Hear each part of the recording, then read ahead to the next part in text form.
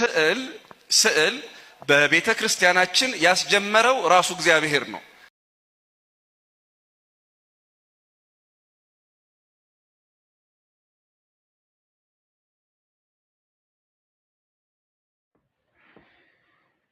በጌታችን በመድኃኒታችን በኢየሱስ ክርስቶስ ስም ሰላም፣ ጸጋ፣ ፍቅር፣ አንድነት በያላችሁበት ይሁንላችሁ እያልኩ መልካሙን ሁሉ እየተመኘሁ ዛሬ ደግሞ አንድ ምርክ ይዤ ወደ እናንተ መጥቻለሁ። እግዚአብሔር ይባርካችሁ፣ የእግዚአብሔር ጸጋ ይብዛላችሁ።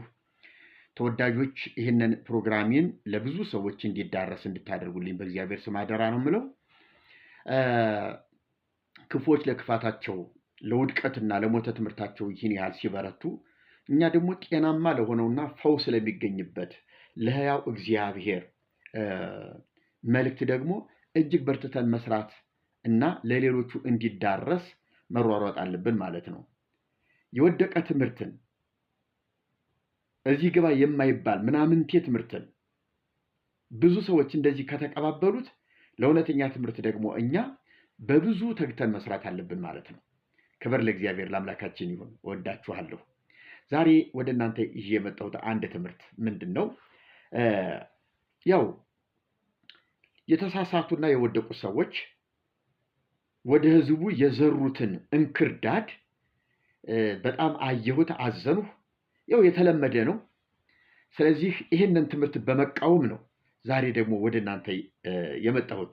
እስቲ እንደው ምንድነው ያገኘኸው? ያመጣኸውስ ምንድነው? በማለት የስተቱን ትምህርት ለማወቅና ለማየት ጓጉታችሁ ይሆናል። እስቲ የስተት ትምህርቱን አይተን እንመለስ።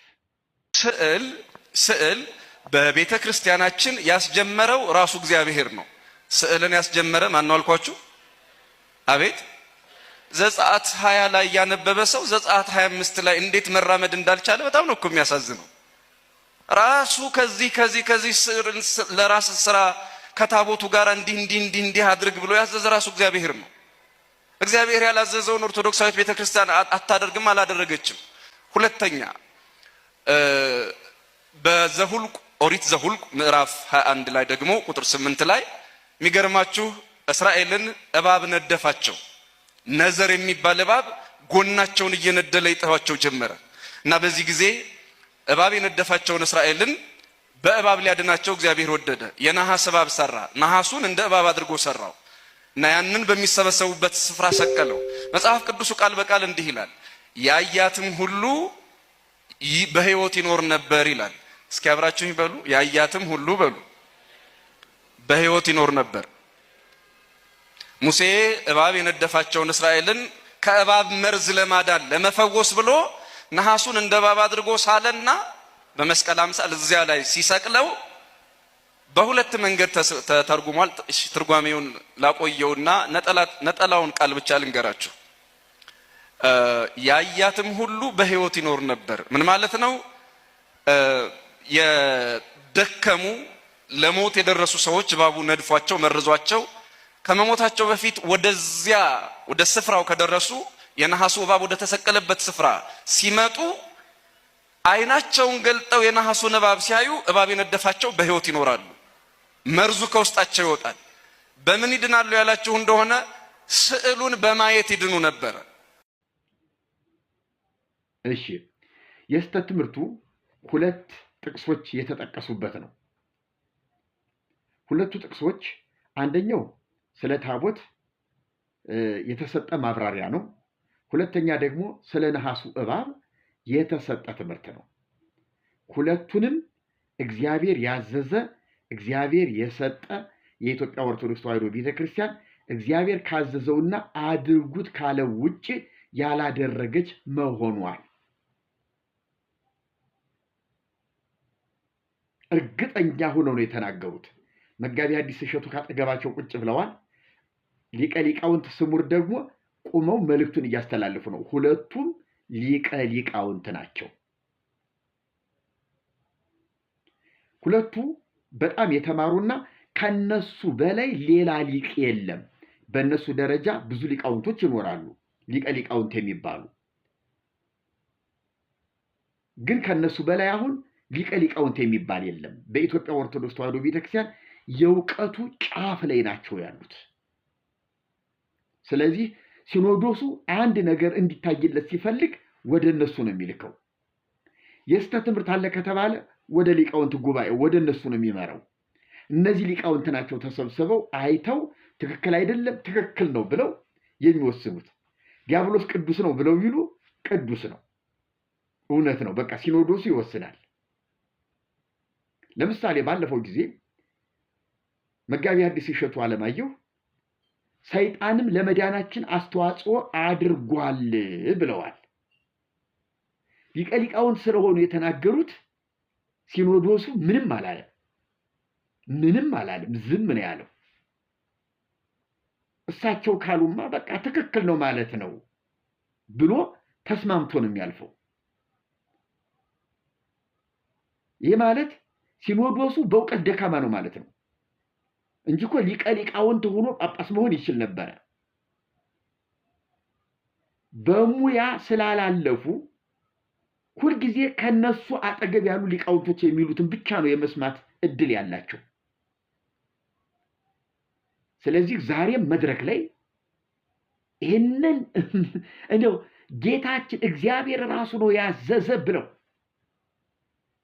ህዝቡን ለማጣመምና ከተሐድሶና ከፕሮቴስታንት ያተረፍን መስሏቸው እንዲህ አይነት የሞተ ትምህርት አስተምረዋል። በመጽሐፍ ቅዱስ አለ እኮ የተናገሩት፣ ከመጽሐፍ ቅዱስ ውጭ አይደለም። እኛ ከመጽሐፍ ቅዱስ ይሁን ትምህርታችን ማለት እንደዚህ ተጣሞም መቅረብ የለበትም። መጽሐፍ ቅዱሱ ባለው ልክ፣ መጽሐፍ ቅዱሱ በተናገረው ልክ ያንን ነው እኛ የምንፈልገው። ትናንትና መጽሐፍ ቅዱስ ስለ ነሐስ እባብ የተናገረው ካለ አዎ ከዚያ ቦታ ላይ እንደዚያ ነበረ። ከሌላ ቦታ ላይ የነሐሱ እባብ ምን ሆነ የሚለውን ማየት መረዳት አለብን። የቃል ኪዳኑ ታቦት እግዚአብሔር ሲሰጥ ለምን ዓላማ ነበረ? እንዴት ነበረ? ጥንቃቄው የነበረው ክብር ምን ነበረ? እግዚአብሔር ወደ ሲና ተራራ ሲወርድ እኮ የሲና ተራራ ይጨስ ነበረ። ተራራው ይንቀጠቀጥ ነበረ። ማንም እንስሳም ቢሆን እንዳይነካው ተብሎ ወደ ተራራው እንዳይጠጉ ብርቱ ማስጠንቀቂያ የተሰጠበት ጊዜ ነበር። የቃል ኪዳኑ ታቦት ከእግዚአብሔር ለሙሴ ሲሰጥ የሚገርም ነገር እኮ ነው የነበረው። ሙሴ ከአሮንና ከሆር ተለይቶ ከነኢያሱ ተለይቶ ወደ ተራራው ወደ ውስጠኛው ክፍል ሲገባ ተራራው በሙሉ በደመና በጉም ይሸፈን ነበር።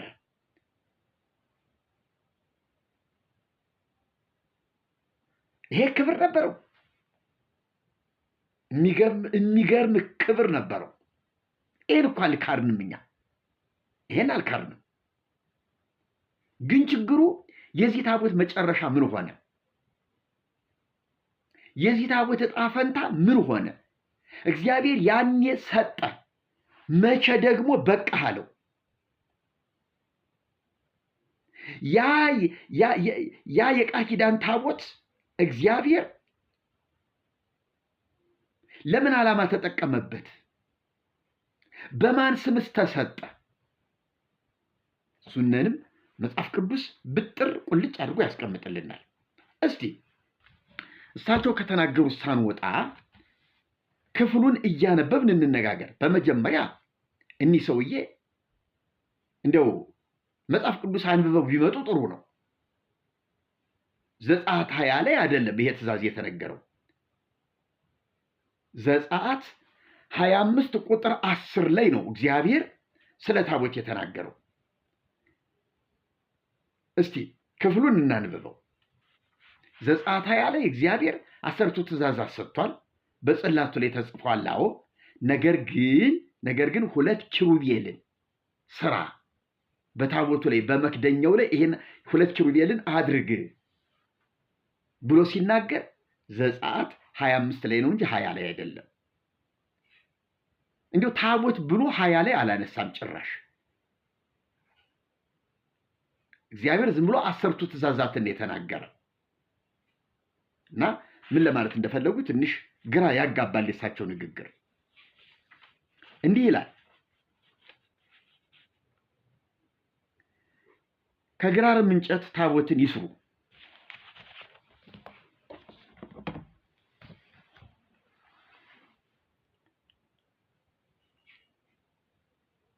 ከግራርም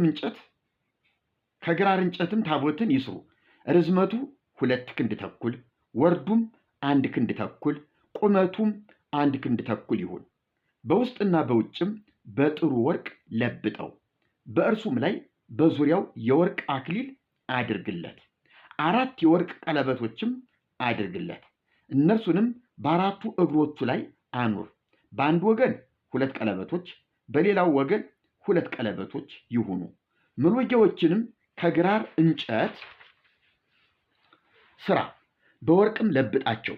ለታቦቱ መሸከሚያ በታቦቱ ጎን ባሉት ቀለበቶች መሎጊያዎችንም አግባ። መሎጊያዎቹም በታቦቱ ቀለበቶች ውስጥ ይኑሩ፣ ከቶም አይውጡ።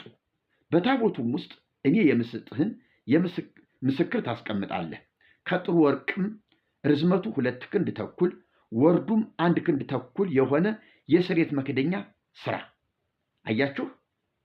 ከጥሩ ወርቅም ርዝመቱ 2 ክንድ ተኩል ወርዱም 1 ክንድ ተኩል የሆነ የስርየት መክደኛ ስራ። ስለዚህ እሱንስ ምን ይሁን? 2 ኪሩቤል ከተቀጠቀጠ ወርቅ ስራ። በስርየት መክደኛውም ላይ በሁለት ወገን ታደርጋቸዋለህ። ከስርየት መክደኛውም ጋር አንዱን ኪሩብ በአንድ ወገን ሁለተኛውንም ኪሩብ በሌላው ወገን አድርገህ በአንድ ላይ ትሰራዋለህ። ኪሩቤልም ክንፎቻቸውን ወደ ላይ ይዘረጋሉ፣ የስርየት መክደኛውንም በክንፎቻቸው ይሸፍናሉ።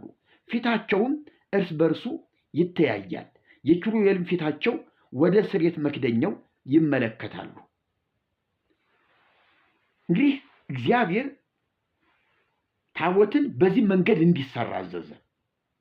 ቀለበቶች እንዲደረጉለት፣ ሁለንተናው በወርቅ የተለበጠ እንዲሆን፣ መሎጊያዎች እንዲሰሩ በወርቅ የተለበጡ እንዲሆኑ፣ መክደኛው በ2 ክንድ ተኩል እና ክንድ ተኩል እንዲሆን በወርቅ የተለበጠ እንዲሆን፣ በዚያ በስርየት መክደኛው ላይ ደግሞ 2 ኪሩቤሎች እንዲቀረጹ፣ 2 ኪሩቤሎች እርስ በርሳቸው እንዲተያዩ በወርቅ የተለበጡ እንዲሆኑ፣ ከተቀጠቀጠ ወርቅ እንዲሰሩ፣ እርስ በርሳቸው እንዲተያዩ፣ ክንፎቻቸውን እንዲዘረጉ። ይሄ እንግዲህ እግዚአብሔር በታቦቱ ላይ ያደረገው የታቦቱ አሰራር ነው። አጠቃላይ የታቦቱ ዲዛይን ይሄ ነው። አይ ኪሩቤል ምን ያደርጋል ብሎ ሙሴ ታቦቱን ቢያስቀረው ታቦቱ እንደ ታቦት አይሆንም። ከነዚህ ስለ ታቦቱ እግዚአብሔር ከዘረዘራቸው ነገሮች ሙሴ አንዱን ቢያጎድል ታቦቱ እንደ ታቦት አይቆጠርም። እንደ ጣዖት ነው ሊሆንበት የሚችለው። እግዚአብሔር ያዘዛቸው ነገሮች በሙሉ በታቦቱ ላይ መሆን አለባቸው።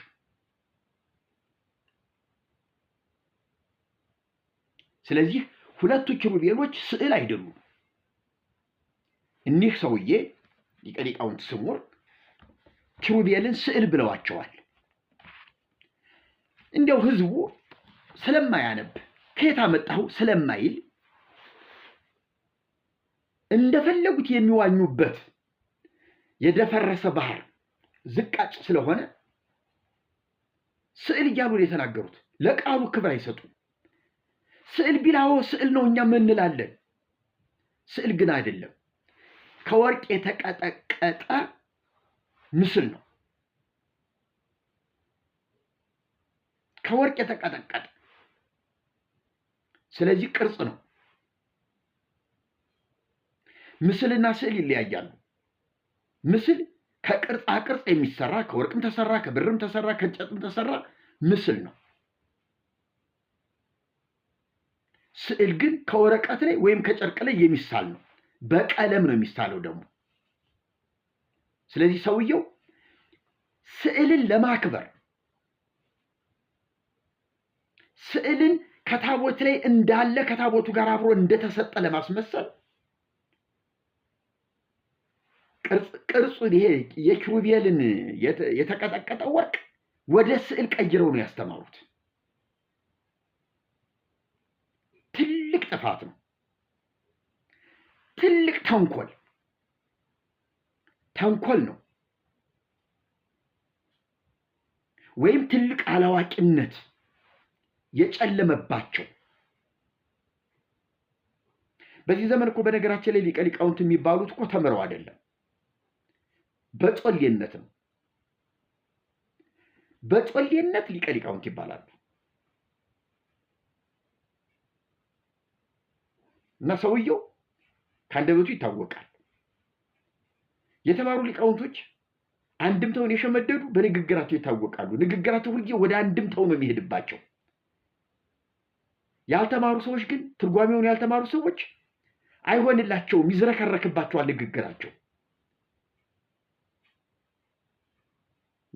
ያ ካልሆነ እኮ ደግሞ ስብከቱን ቅልጥፍ አድርጎ ይዞ በስብከት መምጣት እኮ ጥሩ ነገር ነው። ሰባኪ ወንጌል እገሌ መባል እኮ ጥሩ ነው።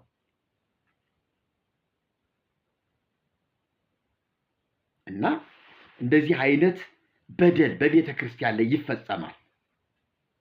ስለዚህ ታቦት ዘጸአት 25 ቁጥር 10 ጀምሮ ይህንን እንመለከታለን። ከኪሩቤል ስትመለከቱት እንግዲህ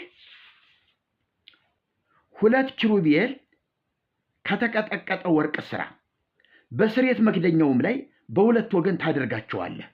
2 ኪሩቤል ከተቀጠቀጠ ወርቅ ስራ በስሬት መክደኛውም ላይ ታደርጋቸዋለህ። ፊትና ፊታቸው ይተያያል፣ ክንፎቻቸው የተዘረጉ ይሆናሉ።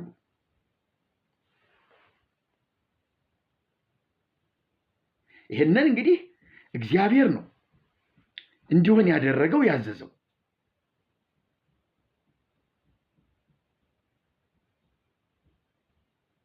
እና ከተቀጠቀጠ ወርቅ የተሰራን ቅርጽ ስዕል አድርጎ ማስተማር አይቻልም። እግዚአብሔር ለምንድን ነው እሺ ስዕልን አድርገው እንደው እንደሳቸው ስህተት ትምህርት እንሂድ ብለን ብንል እንኳን እሺ ኪሩቤልን ስዕል እናድርገው። እግዚአብሔር ለኪሩብ እንድንሰግድ ነው ወይ ኪሩቤን ሳለልን? እግዚአብሔር እሺ ኪሩብን ስሎ ስዕል አለማመደን፣ ስዕል አስተማረን፣ ራሱ ስዕል ይሁንላችሁ ብሎ ሰጠን። ለምንድን ነው የራሱን ስዕል ስሎ ያልሰጠን? ሥላሴ አለለት አብ ወልድ መንፈስ ቅዱስ ራሱ እግዚአብሔር ብሎ መሳል ይችላል። አንድነቱን ሶስትነቱን መሳል ይችላል። ኪሩቤልን ለምንድን ነው ከተቀጠቀጠ ወርቅ ሰርቶ ከታቦቱ ላይ አስቀምጦ ይኸውላችሁ ብሎ ስዕል አድርጎ ለምን ሰጠን ኪሩቤልን? እግዚአብሔር አድርጎታል ካል ስለዚህ ቤተክርስቲያናችን መጥለቀለቅ ያለባት በኪሩብ ስዕል ብቻ ነው ማለት ነው እንጂ እነ ሚካኤልም እነ ገብርኤልም ሌላም ስዕል አያስፈልግም። እግዚአብሔር በታቦቱ ላይ ያስቀመጠው ስዕል 2 ኪሩብ ብቻ ነው። አንዱን ኪሩብ በዚህ አንዱን ኪሩብ በዚያ በኩል አድርጎ 2 ኪሩብ እንዲተያዩ አድርጎ ሳለ። ከዚህ ውጭ እግዚአብሔር ሌላ ነገር አያውቅም። ይሄው ሁሉ ከየት አመጣችሁት? ግድግዳውን ጣራውን የሞላውን ስዕል ከየት አመጣችሁት? እግዚአብሔር ከእግዚአብሔር የተቀበልነው ካላችሁ አባዙ አላለም። የሌላ መልአክ የሌላ ጻድቅ ስዕል አልሳለም፣ የራሱንም ስዕል አልሳለም። ይሄን ሁሉ ማባዛት ከየት አመጣችሁት እናንተ? ለምን ፈጠራችሁት?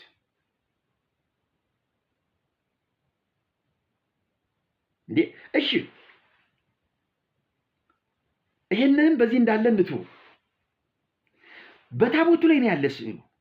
ስለዚህ ከተቀጠቀጠ ወርቅ ስዕል እንስራ ካል ሁልጊዜም ከታቦት ላይ ብቻ ነው መሳል ያለብን እንጂ ከወርቅ ላይ ከዚህ ከጨርቅ ላይ ከወረቀት ላይ አይደለም። ሁልጊዜም ከታቦት ላይ ብቻ ነው። እግዚአብሔር ያዘዘው ያንን ነው፣ ያሳየን ያንን ነው። ከዚያ ውጭ ሌላ ነገር የለም። እና ሌላው ሁሉ ከየት መጣ? እሺ እንዲያ ሆነ። ስዕሉ በታቦቱ ላይ ተሳለ። ታቦቱ እኮ አዲስ ኪዳን ላይ ተሽሯል ተባለ። የቀደመች ትእዛዝ የማትረባ የማትጠቅም ስለሆነች ተሽራለች ተባለ። ሐዋርያው ቅዱስ ጳውሎስ በቆሮንቶስ መልእክቱ ስለዚያ ስለተሻረው ስለፊቱ ኪዳን የሙሴን ፊት ትኩር ብለው መመልከት እስኪሳናቸው ድረስ ያ በክብር የነበረ ነገር ግን የኮነኔ አገልግሎት የሞት አገልግሎት የሆነ እሱ በክብር ከሆነ ጸንቶ የሚኖረውማ በክብር እጅግ ይበልጣል። ያ ይሻር የነበረ እያለ የተሻረ የሞት የኮነኔ ብሎታል።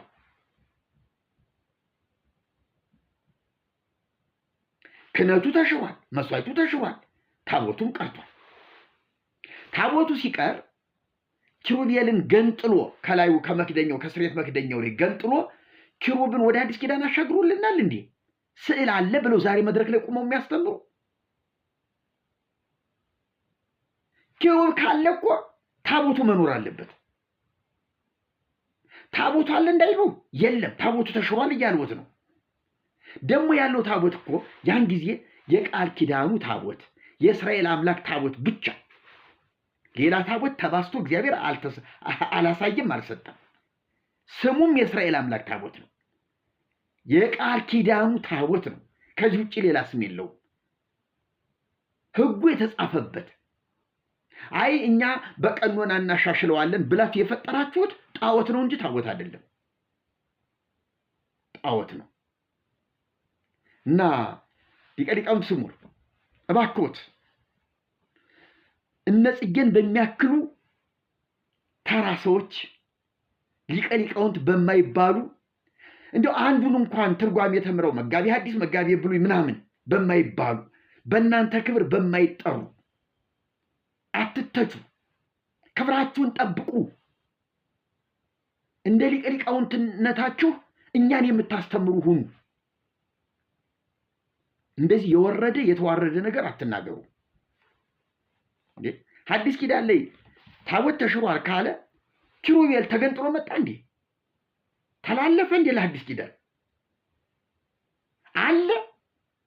አሁን ታቦተ ማርያም፣ ታቦተ ሚካኤል፣ ታቦተ ገብርኤል ላይ ኪሩብ አለ። ለመሆኑ በወርቅ የተለበጠ ታቦት አለ?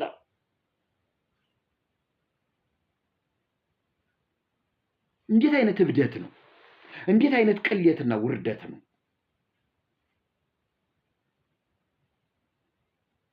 መጋቢ ሐዲስስ ቢሆኑ ካጠገባቸው ተቀምጠው እንደው ሕሊናውት አይወቀስም? አትነጋገሩ? ከዚህ በኋላ ንግግራችን እንዲህ ቢሆን ነው የሚሻለው አትባባሉ? እንዴ ተያይዛችሁ እንደዚህ መዋረድ ለምን አስፈለገ? ለምን ክብራችሁን አትጠብቁም?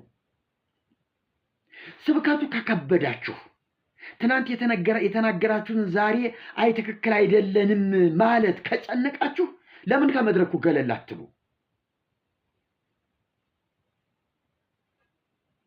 ሌሎች የሚናገሩ ደፋር ሰዎች እንዲናገሩ ለምን መድረክ አትሰጧቸው? ራሱ እግዚአብሔር ነው ስዕልን የሰጠ ዘጸአት ያለይማ በላይ በሰማይ በታችን በምድር ካለው የማናቸውንም ምሳሌ መስለህ እንዳትሰግድ እንዳትረክስ ተጠንቀቅ ነው ያለ። ዛሬ እርሶ በሰባቱ ቀለማት እየቀባቡ ይሄ ሚካኤል፣ ይሄ ገብርኤል፣ ይሄች ማርያም፣ እች ልደታ፣ እች ባታ እያሉ የሚስሉትን የሚኳኩሉትን ነጫጭባ ስዕል እንዳታደርገው ተጠንቀቅ ብሏል እግዚአብሔር። ከየት አመጡት? እርሱ ዘጸአት ያለኝ ምንም አይነት ነገር እንዲሁ እግዚአብሔር ይሄን ይመስላል ብላችሁ እንዳትስሉ ተጠንቀቁ ነው ያለ። ሙሴንም እኮ እግዚአብሔር በኮሬብ በተገለጠልህ ጊዜ መልክ ከቶ አላየህምና ነው ያለው።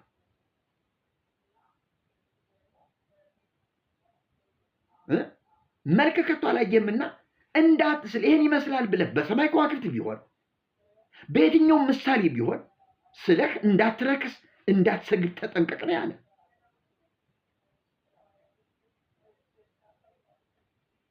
ይሄንን መጽሐፍ ቅዱስ ማየት እንችላለን። ኦሪት ዘዳግም ምዕራፍ 4 ቁጥር 15 ላይ እንዲህ ይላል፣ እግዚአብሔር በኮሬብ በእሳት ውስጥ ሆኖ በተናገራችሁ ጊዜ መልክ ከቶ አላያችሁምና እጅግ ተጠንቀቁ እንዳትረክሱ። የተቀረጸውን ምስል የማናቸውን ነገር ምሳሌ በወንድ ወይም በሴት መልክ የተሰራውን በምድር ላይ ያለውን የእንስሳን ሁሉ ምሳሌ በሰማይም በታች የሚበረውን የወፍን ሁሉ ምሳሌ፣ በምድርም ላይ የሚሽከረከረውን ሁሉ ምሳሌ፣ ከምድርም በታች በውሃ ውስጥ የሚኖረውን የአሳን ሁሉ ምሳሌ እንዳታደርጉ ዓይኖችን ወደ ሰማይ አንስተህ አምላክ እግዚአብሔር ከሰማይ ሁሉ በታች ላሉት አሕዛብ ሁሉ የሰጣቸውን ፀሐይንና ጨረቃን ከዋክብትንና የሰማይን ሰራዊት ሁሉ ባየ ጊዜ ሰግደህላቸው አምልካቸውም እንዳትስት ተጠንቀቅ። በእነዚህ ምሳሌ ሁሉ እግዚአብሔርን እንዳትስለው። አሁን በአብዛኛው የኢትዮጵያ ኦርቶዶክስ ተዋሕዶ ቤተክርስቲያን በሰው ምሳሌ ነው እግዚአብሔርን የምትስለው። በሰው ምሳሌ፣ በሰው ምስል እግዚአብሔር ለአብርሃም በሰው ምሳሌ ስለተገለጠ፣ እግዚአብሔር ለአንዳንድ ባሪያዎቹ ለነ ሙሴም እንዲህ ስለተገለጠ እግዚአብሔር ሰው ነው አለች። በቃ በሰው ምሳሌ የተሰራው ጀመር። እግዚአብሔር ግን መንፈስ ነው። በዚህም በየትኛው ምሳሌ መልክ ከቶ አላየህምና፣ አያችሁ፣ የእግዚአብሔርን መልክ ስላላየህ በየትኛው ምሳሌ ቢሆን መስለህ እንዳትስት፣ እንዳትረክስ፣ እንዳትሰግድላቸው ነው ያለ። ተጠንቀቅ ነው ያለ። እግዚአብሔርን እንዳንበሳ መስዬ ብስለውስ? አይ የአራዊት ንጉሥ አንበሳ ነው። እንደ ነብር፣ ፈጣኑ ነብር፣ እንደ ንስር አድርጌ ብስለው እግዚአብሔርን፣ እንደ ዝሆን አድርጌ ትልቅ አድርጌ ብስለው እግዚአብሔርን፣ እንደ አሳ ነባሪ አድርጌ እግዚአብሔርን ብስለው እያልህ እየተፈላሰፍህ የሚደንቁ አስደናቂ ፍጥረታቱን ሁሉ እያሰብህ እግዚአብሔር ይህንን መምሰል አለበት እያልህ በከዋክብት የሚሆኑ በጨረቃ እየመሰልህ እንዳትረክስ ተጠንቀቅ። ምክንያቱም መልክ አላየህም። ትክክለኛውን የእግዚአብሔርን መልክ አላየህም። ለአንተ በሚገባህ ለአንተ በምትረዳው ልክ ተገልጾልህ ሊሆን ይችላል። ያ ግን የእግዚአብሔር ትክክለኛ እኔነቱ አይደለም። እግዚአብሔር እየተናገረ ያለው ይሄንን ነው። እና እግዚአብሔር ስዕል ስሎ የሰጠ ራሱ ነው ብለህ ትናገራለህ? ምን አይነት ውርደት ነው? ምን አይነት ቅሌት ነው? ያሳፍራል። በጣም ያሳፍራል። ነውር ነው። በጣም ነውር፣ በጣምም ውርደት፣ ቅሌት። እንዴ በዚህ ዘመን እኮ አይኑን አፍጥጦ መጽሐፍ ቅዱስ ሲያይ የሚውል ህዝብ አለ። በአሁኑ ሰዓት እኮ የሴት ወይዘሮች እኮ መጽሐፍ ቅዱስ ጋራ እኮ የሚውሉ ናቸው እኮ። መጽሐፍ ቅዱስን ሲያጣቅሱ ሲያነቡ የሚውሉ ናቸው። እኒህ ሰውዬ የተናገሩት ከመጽሐፍ ቅዱስ አለ ወይስ የለም? እውነት ስዕል ነው ወይስ አይደለም እያሉ እኮ እርስዎትን የሚያብጠለጥሉ በርካታ ሊቃውንት ሴቶች አሉ። ነጠላ ለብሰው አንገታቸውን ደፍተው እንደው መድረኩ ሁሉ የወንድ ነው ስለተባለ ኦርቶዶክስ ቤተክርስቲያን ዝም ብለው ስለሚሰሙ ጥሩ ትምህርት እንደተማሩ አድርገው ይሄዱ እንዳይመስሉት። ዛሬስ መድረኩን ቀለደበት፣ ዛሬስ ተጫወተበት፣ ዛሬስ ጭራሽ ገደለው። ዛሬስ ስዕል ራሱ እግዚአብሔር ነው የሰጠን ብሎ አለ። ጭራሽ ሁለት የተቀጠቀጠ ኪሩቤል ስዕል አድርጎ አቀረበው። እሺ ታቦቱ ተሻረ ሲባል ኪሩቤልን ገንጥሎ እግዚአብሔር ዛሬ ለአዲስ ኪዳንም ሰዎች ሰጠ። ዛሬም ለኪሩቤል እንስገድ ስገዱ ብሎ ነው እውነት እንደው ያለ ኪሩቤልን ያስቀመጠ? ወይስ እንደው ለታቦቱ እስራኤል ሲሰግዱ ለኪሩብም ጭምር እንዲሰግዱ ነው እግዚአብሔር ያለማመዳቸው? እንዲህ አይነት አብጠልጥሎ የሚያነብና የሚጠይቅ የሚመራመር ትውልድ ላይ ነው ያሉት። እርሶ ሰውዬ